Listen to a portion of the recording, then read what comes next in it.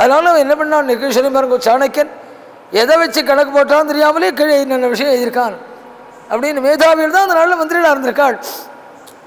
அதனால் சுமந்திரன் உள்ளே வந்தான்னா இங்கே நடந்த விஷயத்தை தெரிந்தவன் அவனை உள்ளே விடப்படாதுன்னு நினச்சாள். எங்கேயும் வரத்துக்கு அதிகாரம் உள்ளவன், அதனால் அவனை உள்ளே விடப்படாதுன்னு நினச்சாள். என்ன பண்ணான்னு திரஸ்கரணி, திரஸ்கரணினா ஸ்க்ரீன் சொல்லலை இங்கிலீஷில், அதுக்கு திரஸ்கரணின்னு பேர். அது 200ஆம் நம்பர் மல் உள்ளே இருக்கிறதும் இல்லாததும் தெரியறதாம். அந்த அளவுக்கு இதை மரியாதைக்கு ஸ்க்ரீன் போட்டிருக்காள். அந்த புறத்தில் என்ன ஸ்க்ரீன், ஆனாலும் ஒரு மரியாதைக்கு தேவைப்படுமே, அதற்காக ஒரு ஸ்க்ரீன் போட்டிருக்காளாம். கைகை என்ன பண்ணான்னாள், அந்த ஸ்க்ரீனை விலைக்குன்னு வெளியில் வந்தாள். அந்த ஸ்க்ரீனை தாண்டி அவன் உள்ளே வரத்துக்கு விட்டுவிடப்படாது. ஸ்க்ரீனை தாண்டி வெளியில் வந்தாளாம். வெளியில் வந்த உடனே சுமந்திரனை பேச விடப்படாதுன்னு நினச்சாள். அவனை பேச விட்டுவிடப்படாது. சில பேர் கேள்வி கேட்டாலும் வச்சுங்கோ, நம்ம ஹிருதயத்தில் இருக்கிறத பிடிங்கிடுவாள். பேப்பர் சில பேர் பார்த்தா தெரியும், மனசில் எவ்வளோ ஆழத்தில் இருந்தாலும் வார்த்தையால் பிடிங்கிடுவாள்வா. சில பேர் கேள்வி கேட்டால்னா ஹிருதயத்தில் இருக்கிறத பிடிங்கிடுவாள். சுமந்திரன் அது மாதிரி மேதாவி. அவன் ஏதாவது கேள்வி கேட்டு பதில் சொன்னால் உள்ளே நாம் நடந்த விஷயங்கள்லாம் வெளியில் வந்துடும். அவனை பேசவே விடப்படாதுன்னு நினச்சாலாம். அதனால் நான் ஸ்க்ரீனை விளக்குன்னு வெளியில் வந்தாள். உடனே சுமந்திரன் வெளியில் வந்து சுமந்திரனை பார்த்து சொன்னாள், ராமமானய பத்ரந்தே நாத்திர காரிய விசாரணா. சுமந்திரான்னாள், நீ இப்போ இங்கே எதையும் விசாரிக்காதே, போய் ராமன் அழிச்சுன்னு வா. நாத்திர காரியா விசாரணா, நீ எதையும் விசாரிக்காதே, போய் ராமன் அழிச்சுன்னு வா. ராமமானய பத்ரன் அப்படி அப்படியே வந்து திருப்பி விட்டாளாம். ராமமானய பத்ரந்தே நாத்திர காரிய விசாரணா. சுமந்திரன் அவா எண்ணம் எப்படி இருக்கோ அப்படிதான் நினச்சிப்பாள். சுமந்திரன் சாத்விகமான குணம் உள்ளவன் இல்லையா, அவனுக்கு என்ன தோணி தின்னாள், போய் ராமனை கூப்பிட்டுனான்னு சொன்ன உடனே அவன் என்ன நினச்சான், இன்னைக்கு குழந்தைக்கு பட்டாபிஷேக நாள் ஒன்றும், அதனால அழகாக மங்களமான வஸ்துக்களை கையும் தசரதன் வச்சுட்டு ராமனுக்கு ஆசீர்வாதம் பண்ணி கொடுக்க போகிறாள் போல இருக்கு. முதலாக இல்லை குழந்தையோட ஜென்ம நட்சத்திரம்னு வச்சுங்கோ. அவன் எழுந்திருக்க போது அழகாக மங்களமான வஸ்து வச்சுட்டு எழுந்த ஒன்று உனக்கு ப்ரெசன்டேஷன்டான்னு கொடுக்குறது இல்லையா, அது மாதிரி நீ பட்டாபிஷேகம் பண்ணும். அதனால இதை கைகேயும் தசரதனும் ராமனுக்கு ஏதோ ப்ரெசன்டேஷன் பண்ண போகிறாள் போல இருக்கு, அதுக்காக கூப்பிட்டு சொல்கிறாள். அவனுடைய புத்திக்கு அப்படி தோணித்து, சாத்விகமான குணம் உள்ளவனும். திரும்பி சந்தோஷமாக போனான். திரும்பி நேராக தேரை போட்டுட்டு ராமன் ஆயிடுச்சுடான்ட்டாளே. ராமனுடைய அரண்மனைக்கு போனாலும் அந்த ராமன் உட்கார்ந்த ராத்திரி முழுக்க கண்விழிப்பு. சகபத்னியா விஷாலாட்சியா நாராயண உபாகவத், சீதையோடு சேர்ந்து அழகா ராத்திரி முழுக்க ஜாகரணம் பண்ணிட்டு பகவான் ரங்கநாதனை பூஜை பண்ணிட்டு அப்படி உட்கார்ந்துருக்கான் சுவாமி. சுமந்திரன் கேள் போனான், எப்படி உட்கார்ந்துருக்கான் தெரியுமா ராமன். தம் வைஷ்ரவண சங்காசம் சூபவிஷ்டம் ஸ்வலங்கிருதம் ததர்ஷ சூத பர்யங்கே சௌவர்ணே சோத்தரச்சதே வராருதிராபேண சுச்சினா ச சுகந்தினா அனுலிப்தம் வரார்த்தேன சந்தனேன பரந்தவம். பகவான் உட்கார்ந்துருக்கிறத நினைக்கிறாள். எப்படி உட்கார்ந்துருக்கான் தெரியுமான்னாள். தமிழில் ஒரு பழமொழி சொல்வார், குபேர குட்டி மாதிரி இருக்கான். அந்த நாளை வார்த்தையில் அது ஒன்றும், இது வால்மீகி சொன்ன வார்த்தை. பிரபு ராமன் உட்கார்ந்துருக்கிறது குபேர குட்டி மாதிரி உட்கார்ந்துருக்கானாம். தம்மை ஸ்ரவண சங்காசம், அந்த உட்கார்ந்துருக்கிற போது அதில் ஒரு காம்பீரியம் இருக்கணும், ஐஸ்வர்ய காம்பீரியம் இருக்கணும். புருஷால் உட்கார்ந்துதான்னா அது மாதிரி இருக்கணும். பிரபு அப்படி உட்கார்ந்து காம்பீரியத்தோடு உட்கார்ந்துருக்கானாம். தம்மை ஸ்ரவண சங்காசம் சூபவிஷ்டம் ஸ்வலங்கிருதம், கைகாலில் கட்டிண்டு ஆசன ஜெயத்தடைஞ்சு உட்கார்ந்துருக்கானாம். அந்த நாளில் பெரியவாள்லாம் 4:30 மணிக்கு ஜபத்து உட்கார்ந்தாள்னா 11:30 மணி ஜபம் முடிகிற வரை காலை மாற்ற மாட்டாள். அப்படி உட்கார்ந்தாள்னா அப்படி உட்கார்ந்து கொஞ்சம் கூட அசைய மாட்டாள். கைகாலில் கட்டின்னு உட்கார்றது பெரிய யோகாபியாசம். அது அனுஷ்டானத்தில் இருந்தால்தான் ஆரோக்கியங்கள்லாம் இருந்து இந்த நாளில் சமிருத்தியாக. அதெல்லாம் போயிடுத்து பாருங்கள். இந்த நாளில் 25 வயசு பையனால் சாய்மானம் இல்லாமல் உட்கார முடியாது. ரொம்ப பேர் பாருங்கள் முதையே வளர்ந்துருக்கு பல பேருக்கு. அந்த சேரில் சாய்ஞ்சு உட்காந்து முதையே பல்லக்கு மாதிரி இருக்குது பல பேருக்கு. சுவாமி ஜம்முன்னு சூபவிஷ்டம் கம்முன்னு அப்படி உட்கார்ந்துருக்கானாம்.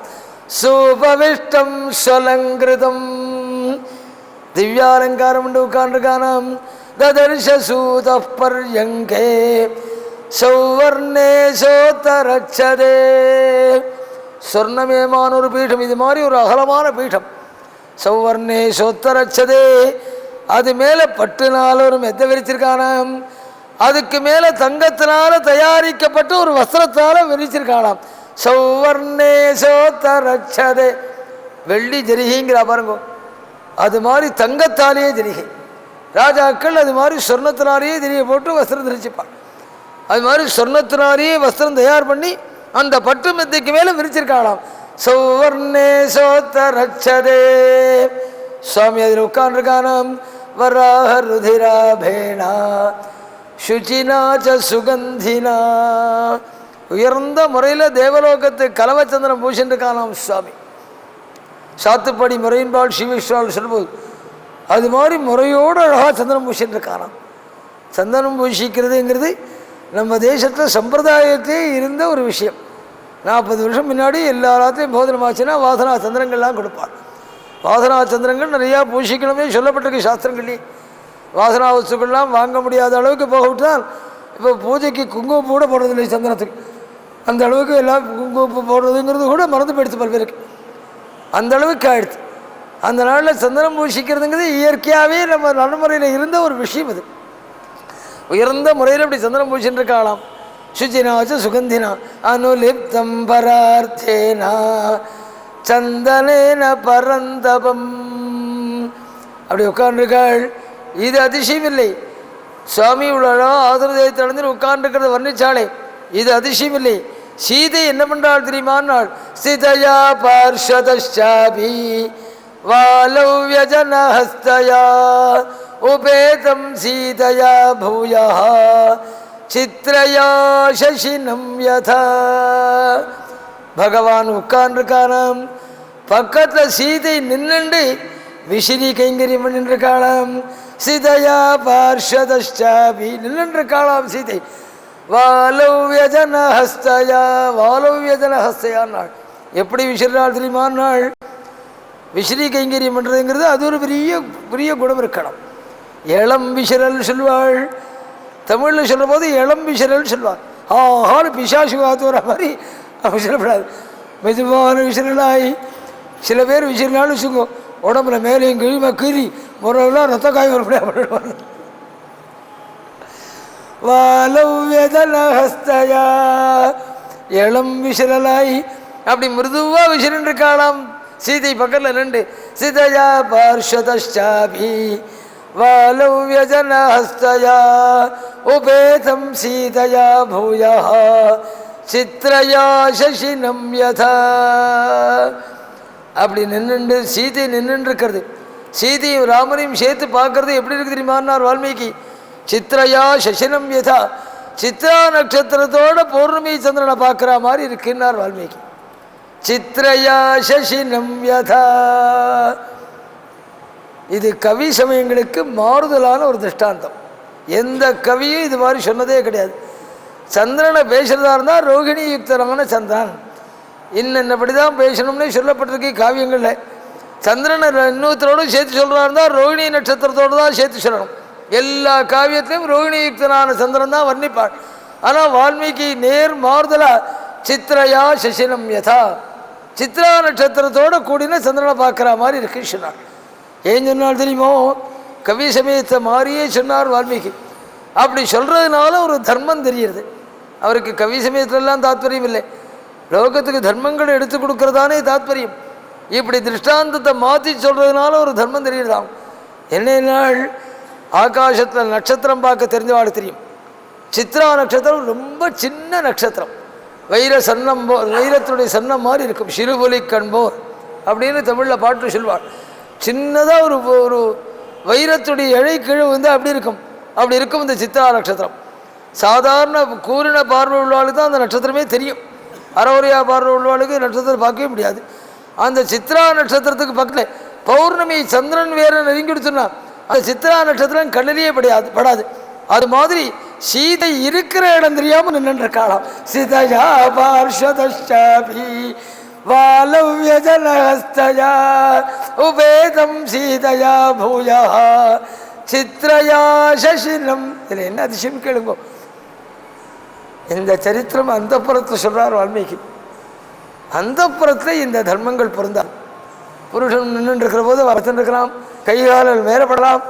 இந்த ஸ்திரீகளுக்குள்ள அந்த தர்மங்கள் இருக்கே, அது அந்தப்புறத்துக்கு பொருந்தாது. ஆனால் அந்த இடத்துல சீதை சரியாக இருக்கலாம்.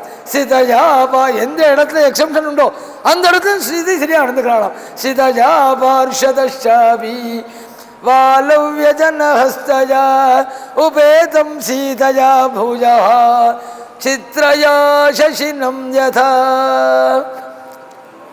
சீதை இருக்கிற இடம் தெரியாமல் இருக்காங்கிறாள். சில குடும்பத்தில் புருஷாலும் ஸ்திரீலும் சேர்ந்து இருந்தாலும் சொல்லுவோம், புருஷன் இருக்கிற இடம் தெரியாமல் ரூமில் உட்காந்துருப்பார். சீதையா பார்ஷதாபி நேர் மாறுதலாக இருக்கும். சில குடும்பத்தில் பார்க்குற போது அப்படிதான், அப்படி அழகாக காம்பீரியத்தோடு பார்த்தா தானே நமஸ்காரம் பண்ணும் தோன்றது. சூதன் நமஸ்காரம் பண்ணிட்டு பிதாத்வான் திருஷ்டிபிச்சதி, அப்பா அவங்கள பார்க்கணும்னு ஆசைப்படுறாள், கூப்பிடுற சொன்னாள் அப்படின்னு சொன்னாள். உடனே அப்பா கூப்பிட்றாள்னா அப்படியே கிளம்புற வழக்கம் ராமனுடைய குணம். எல்லாம் 6 மணிக்கு கழிச்சு வரேன்னு சொல்லுலாம் சொல்ல வழக்கம் இல்லை. அப்படியே கிளம்பினாள். பாஷவாசப்படி வரை கூட வந்து நிறையா அனுபவிக்க வேண்டிய சர்க்கங்கள் இனிமேல் ராமாயணத்தை பூர்த்தி பண்ண வேண்டிய நாளே கொடுத்தோம். நான் இன்னும் அயோத்தியிலேருந்தே ராமனை கிளப்பாமல் இருந்தேன்னா, அங்கேருந்து தெருவில் வர்றபோதும் அவாவா ஒன்று ஒன்று பேசுகிறாளாம் ராமனை பார்த்து. அந்த ராமன் தெருவில் வர்ற வர்ணிக்கிறார் வால்மீகி. ஏதோ இன்னைக்கு நேரம் நமக்கு வரா மாதிரி தோன்றது. அந்த சர்க்கத்தை பார்த்தா ஒவ்வொருத்தரும் ஒன்று ஒன்று சொல்கிறாளாம் ராமனை பார்த்து. அற்புதமாக வர்ணித்திருக்காள். அதெல்லாம் ராமனுக்கு சமானமான வயசுள்ள ஸ்திரீகள் இருப்பாளே, அதாவது அயோத்தியில் பிறந்து கல்யாணம் ஆகி வெளியூருக்கு போகிற ஸ்திரீகள் உண்டு. அவெல்லாம் தன் பிறந்தாத்தில் ராமனுக்கு பட்டாபிடிங்கிறனால அங்கேருந்து மறுபடியும் இங்கே வந்திருக்கலாம் அயோத்திக்கு. ராமனை பிறந்ததுலேருந்தே பார்த்து பார்த்து பழக்கம் கொள்வாள். ஏகவசனத்தில் போட்டு பேசுகிற அளவுக்கு சுவாதீனம் கொள்வாள். அந்த ஸ்திரீகள்லாம் அது ராமனுக்கு பட்டாபிடிங்கிறனால புக்கார்லேருந்து இங்கே வந்திருக்காள் அந்த விசேஷத்தில் கலந்துக்கிறதுக்கு. அவள்லாம் என்ன பண்ணுறாள், ஆகாசத்தில் வாசல் அப்படி மாடியிலே உபரிகையில் நின்றபடி வாசனா புஷ்பங்கள் எடுத்துட்டு சந்தனத்திலையும் பன்னீர்லையும் தோதி ராமன் மேலே வாரி பொழிகிறாளாம். ஹர்மிய வாதாயனஸ்தாபி, ரொம்ப சுவாதீனம். தூக்கி எறிஞ்சு பேசுறது இல்லையா, தூக்கி எறிஞ்சு ஏதாவது வஸ்துக்களை கொடுக்குறது இல்லையா, அது மாதிரி புஷ்பங்களை தூக்கி ராமன் மேலே வாரி கொடுக்குறாளாம். சீதா ஹர்மிய வாதாயனஸ்தாபி பூஷிதாபிஸ்ஸமந்ததா கீர்யமாணஸ்ஸு புஷ்பௌகைः யயௌ ஸ்ரீபிரரிந்தமா. பிறந்தாத்து ஸ்திரீகள் ராமன் அப்படி அனுபவிச்சாள். புக்காத்து ஸ்திரீகள் உண்டோன்னோ, இன்னொரு ஊரில் பிறந்து இந்த ஊரில் வந்து வாக்கப்பட்ட ஸ்திரீகள் உண்டு. அவள் அந்த அளவுக்கு ராமன் கிட்ட சுவாதீனமாக பழக முடியாதன்னோ. அந்த ஸ்திரீகள்லாம் என்ன பண்ணுறாள், ஒவ்வொருக்கிற நின்னபடி ஒருத்தருக்கு ஒருத்தர் பேசிக்கிறாளாம். நான் பொண்ணா பிறந்தா பொறுமாடி, பட்டும் பீதாம்பரம் கலந்துட்டா தரிச்சுனா பொறுமா, வசதி உள்ள குடும்பத்தில் இருந்தா பொறுமாடி, பிறந்தா சீதை மாறினா பிறக்கணும், ராமனை பர்த்தாவை அடைஞ்சாலே தயா சுச்சரிதம் தேவ்யா புராணூனம் மஹத்தபா ரோஹிணி வசசாங்கேனா ராமசயோகமாபயா. தயாசு சரிதம் தேவியா புராணூனம் மகத்தபகானாள்னே பிறந்தா சீதை மாதிரி பிறக்கணுண்டி. அவள் நிறையா பல பெரியவாளுக்கு கைங்கரியம் பண்ணியிருக்கணும், பல மகான்களுக்கு கூட கூட இருந்து சிஷூட பண்ணியிருக்கணும், பல பெரியவாளுக்கு எண்ணாமல் தானம் பண்ணியிருக்கணும், பல தெய்வங்களை புஷ்பத்தை எடுத்து பூஜை பண்ணியிருக்கணும். இல்லைன்னா ராமனை பர்த்தாவை அடைய முடிமாடி அப்படி பேசிக்கிறாளாம். தயாசு சரிதந்தேயா புராணூனம் மகத்தபகானாள்னே மலைமலையா புண்ணியத்தை குமிச்சிருக்கணும். இல்லைன்னா ராமனை பர்த்தாவை அடைய முடியுமா? எந்த அர்த்தத்தை சொன்னார் வால்மீகி. கல்யாணம் ஆக வேண்டிய குழந்தைகள் இருக்கா பாருங்க, நல்ல பர்த்தா, நல்ல புக்காம், நல்ல மாமனார் மாமியார் அப்படி அமையணும்னா அந்த குழந்தைகள் பண்ணுற கைங்கரியத்தான் இருக்குது. பல பெரியவாளுக்கு கைங்கரியம் பண்ணணும். இவ்வாறு ராதா கல்யாணங்கள் சப்தாங்கிற போது வந்து ஓடி ஓடி கைங்கரியம் பண்ணணும். பல சத்காரியங்களில் பண்ணுற கைங்கரியம் அந்த புண்ணியத்தான் இருக்கு. எதிர்காலம் அவளுக்கு அமையிறது. எல்லாருமே சொல்லியிருக்காள். காளிதாசன் பாக்யாயத்த மதப்பரம்னா அவன் யோதனை பார்த்தா தான் ரிஷிகள் சொன்னது எவ்வளோ நியாயமானதுன்னு புரியும். எவ்வளோ மேதாவியாக இருக்கட்டும், பொண்ணுடைய கல்யாணத்தில் ஓரளவு தான் பார்த்து கன்னிகாதானம் பண்ணி கொடுக்க முடியும். நல்லா படிச்சிருக்காரான்னு பார்க்கலாம், நல்ல குடும்பம்னு பார்க்கலாம், என்னை ஓரளவு தான் பார்க்க முடியும். 80 வயசு வாழ்க்கையிலே எவ்வளோ தூரம் முன்கூட்டி தீர்மானம் பண்ண முடியும் சொல்லுவாங்களே, ஏதோ ஓரளவு பார்த்தா கொடுக்க முடியும். கடைசி வரையும் சந்தோஷத்தோடையும் சேமத்தோடையும் அந்யோன்யமான பிரேமையோடையும் ஆனந்தத்தோடையும் அமையணும்னா அது அந்த குழந்தைகள் பண்ணுற புண்ணியத்தில் இருக்குன்னு. பல பேர் சொல்லியிருக்காள் காவியங்களில் சொல்லும்போது. அதுதான் இங்கே ஸ்ரீகளும் பேசின்றாங்களாம். புராணூனம் மகத்தமாக பல மகான்களுக்கு கைங்கரியம் பண்ணியிருக்கணும், பல தெய்வங்களில் ஆலயங்களில் போய் பிரார்த்தித்திருக்கணும், பல பெரிய தெய்வங்களை புஷ்பங்கள் எடுத்து பூஜை பண்ணியிருக்கணும். இல்லைன்னா ராமனை பர்த்தாவை அடைய முடியுமாடி சீதைக்கு சமானமான புக்காத்து ஸ்திரீகள் இருக்காளே அவள்லாம் அப்படி பேசிக்கிறாளாம். கௌசல்யக்கு சமானமான வயசான ஸ்திரீகள் இருப்பாளே, காதில் இருக்க தோடு போட்டு குட்டித்தரம் அடிச்சிருக்கோம், அந்த மாதிரி வயசுள்ள ஸ்திரீகள் இருக்காளே அவள்லாம் பேசுகிறாளாம் ராமனை பார்த்து. அந்த தேர் வர்ற போது அவா என்னென்ன என்ன நினச்சிட்டு இருக்காள், ராமன் பட்டாபிடியத்து போகிறான் எல்லாரும் இப்படி தான் நினச்சிட்டு இருக்காள். அந்த ஆனந்தத்தை அவாவா ஒன்று சொல்கிறாளாம் ராமனை பார்த்து. கௌசல்யக்கு சமானமான வயசுள்ள ஸ்திரீகள் இருப்பாளே அவள்லாம் ராமனை பார்த்து சொல்கிறாளாம். என்ன சொல்கிறான் நாள், ராமான் நாள் உன் பட்டாபிடியத்தை நடக்க போகிறது கூடிய சீக்கிரம். இந்த பட்டாபிடியத்தை பார்த்துட்டு அயோத்தியா நகரம் அத்தனை பேரும் பூரிக்க போகிறோம், சந்தேகம் இல்லை, எல்லாருமே சந்தோஷப்பட போகிறோம். ஆனால் அவ்வளோ பேருடைய சந்தோஷத்தையும் ஒரு திராட்சையில் ஒரு தட்டில் வைக்கிறது. இந்த அயோத்தியிலே ஒரே ஒரு ஜீவன் பட போகிறதே அந்த சந்தோஷத்தை மட்டும் ஒரு தட்டில் வைக்கிறது. இத்தனை பேர் படுற சந்தோஷம் இருக்கே அந்த சந்தோஷம் அந்த ஒரு ஜீவன் படுற சந்தோஷத்துக்கு சமானமாகாது ராமன் நாள். யார் படுற சந்தோஷத்துக்கு தெரியுமான் நாள், நூனம் நந்ததிரே மாதா கௌசல்ய மாதிருநந்தனா. உங்கள் அம்மா படப்போகிற சந்தோஷம் இருக்கே அந்த சந்தோஷத்துக்கு அளவே இல்லைராமா. ஏன் தெரியுமா, உன்னை பிள்ளையை அடையணும்னு எத்தனை ரங்கநாதனுக்கு பூஜை, எத்தனை ஜபங்கள், எத்தனை ஹோமங்கள், எத்தனை தான தர்மங்கள் பண்ணியிருக்காள்னு எங்களுக்குன்னா தெரியும். அவள் படப்போகிற சந்தோஷம் இருக்கே, குழந்தைக்கு ஒரு க்ஷேமம் கிடைச்சி அம்மா படுற சந்தோஷத்துக்கு ஈடா யாருடைய சந்தோஷத்தையும் சொல்ல முடியாது. வேறு என்ன சந்தேகம்? அப்படி சொல்லலாம். கௌசல்யக்கு சமானமான வயசுள்ள ஸ்திரீகள்லாம், தசரதனுக்கு சமானமான வயசுள்ள பெரியவாள்லாம் இருக்காளே அவள்லாம் ராமனை பார்த்து சொல்கிறாளாம், ராமான் நாள் நாங்கள் எத்தனையோ சந்தோஷத்தை அடைஞ்சிருக்கோம், நாங்கள் வாழ்க்கையில் சந்தேகம் இல்லை. அயோத்தியில் ராமனுடைய தேசத்தில் இருக்கிறாள், சந்தோஷத்தில் என்ன சந்தேகம், நிறையா சந்தோஷத்தை அடைஞ்சிருக்கோம். எந்த எண்ணங்கள் எங்களுக்கு பூர்த்தி ஆனாலும் நாங்கள் சந்தோஷத்தை அடைஞ்சிருக்கோம். ஒரு வீடு கட்டுறோம் நினைப்போம், வீடு கட்டி பூர்த்தி ஆனால் சந்தோஷப்படுறோம். குழந்தைக்கு நல்ல இடத்துல சம்பந்தம் கிடைக்கணும்னு நினைக்கிறோம், சம்பந்தம் கிடைச்சி கல்யாணம் ஆச்சுன்னா சந்தோஷப்படுறோம். நாங்கள் நினச்ச காரியம் பூர்த்தியான போதெல்லாம் சந்தோஷப்பட்டிருக்கோம், சந்தேகம் இல்லை. ஆனால் ஒரே ஒரு சந்தோஷப்பட போகிறோமே அதுக்கு ஈடுபட்டால் எந்த சந்தோஷத்தையும் சொல்ல முடியாதுன்னாள். எது தெரியுமான்னாள், உனக்கு தசரதன் பட்டாபிஷேகம் பண்ணி நாங்கள்லாம் கண்குளிர பார்க்கணும்னு நினச்சோமே, பார்க்க போகிறோமே, இந்த சந்தோஷம் எங்கள் வாழ்நாளில் இதுவரை அடைஞ்சதும் இல்லை, இனிமேல் அடைய போகிறதும் இல்லை ராமாங்கிறாளாம். ஒவ்வொருத்தரும் ஒன்று ஒன்று சொல்லிட்டு வராள். என்ன அதிசயம் கேட்டால் இதை வால்மீகி நேராக பார்க்குறார். அவர் தத் சர்வம் தர்ம வீரியேன பிரத்யக்ஷமேவ தரிசிதம். நேராக ராமன் தேரில் வருதும் ராஜவீதியில் அவ்வளோ பேரும் ஒவ்வொருத்தரும் ஒன்று ஒன்று சொல்லி ராமனை பெருமைப்படுத்துறதும் அவருக்கு நேராக கண்ணுக்கு தெரியறதும். அதனால் அவர் என்ன பண்ணால் தெரியுமோ, அவா சொன்னாள் இவா சொன்னாள் சொல்லணும். அந்த வால்மீகி தன்னை அறியாமலே தானும் ஒரு வார்த்தை எழுதி வச்சார். அவா சொன்னா இவா சொன்னாலும் அவரே ஒரு அபிப்பிராயம் சொன்னார். என்னன்னா யஷ்சராமன் பஷ்யேத்து, நான் மூமையா நானும் ஒன்று சொல்லிக்கிறேன்னு சொன்னார்.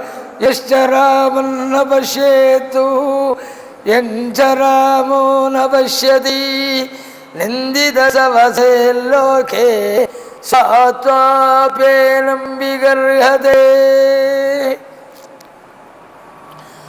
ரெண்டு கண் படைச்சி நல்ல முறையில் இருந்துட்டு ராமனை பார்க்காமல் இருக்காம இருங்கோ, அவன் உள்ளே இருக்கிற ஜீவனே அவனை வெய்யறதான். பாபி உங்ககிட்ட வந்து மாட்டின்றேனே, சென்டர் ஜெயிலில் மாட்டின்ற கைதி மாதிரி உங்ககிட்ட வந்து மாட்டின்றேனேன்னு அவன் ஜீவனே அவனை வெய்யறதாம், ராமனை பார்க்காதவனை. சரி, ராமனை கண்குள்ள பார்க்கலன்னா அவன் ஜீவனே வெய்யறதுன்னு அவர் வால்மீகி.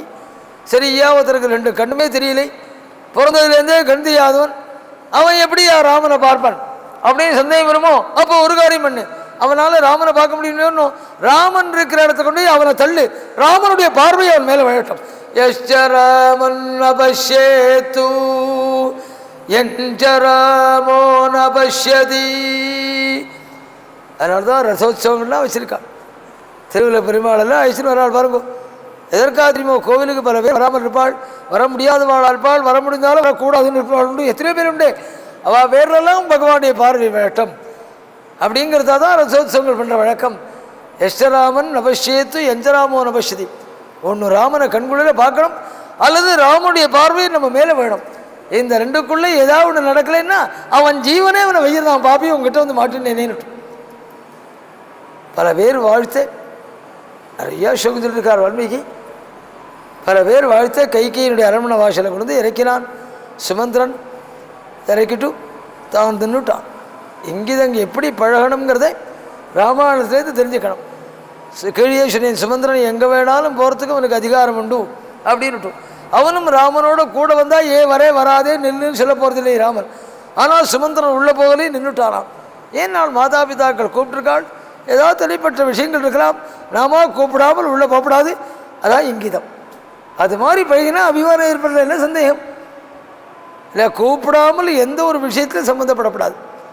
ஆனால் சில லோகத்தில் எப்படி இருக்கும் தெரியுமோ, 4 பேராக 2 பேசிட்டு இருப்பாள்.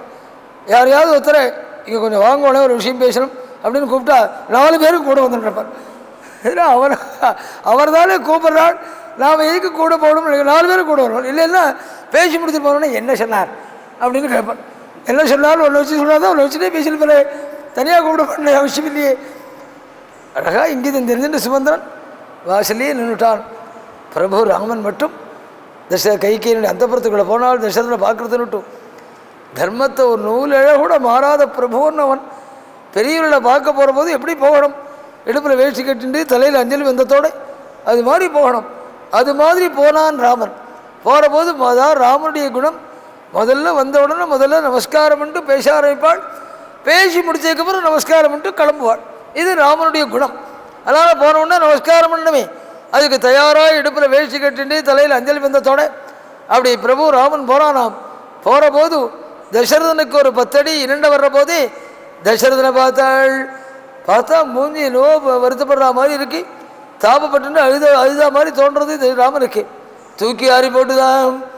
ஏடா அது அப்பாவுடைய முகத்தை பார்க்குற போது துக்கப்பட்ட மாதிரி தோன்றதே, என்ன விஷயம் இல்லைன்னு தெரியலையே தோணித்து. ஆனாலும் முதல் ராமனுடைய குணம் நமஸ்காரம் பண்ணிட்டான், பேச ஆரம்பிக்கிற வழக்கம். அந்த முறையில் தசரதனுடைய காலை தொட்டு நமஸ்காரம் பண்ணினாராம் பிரபு ராமன்.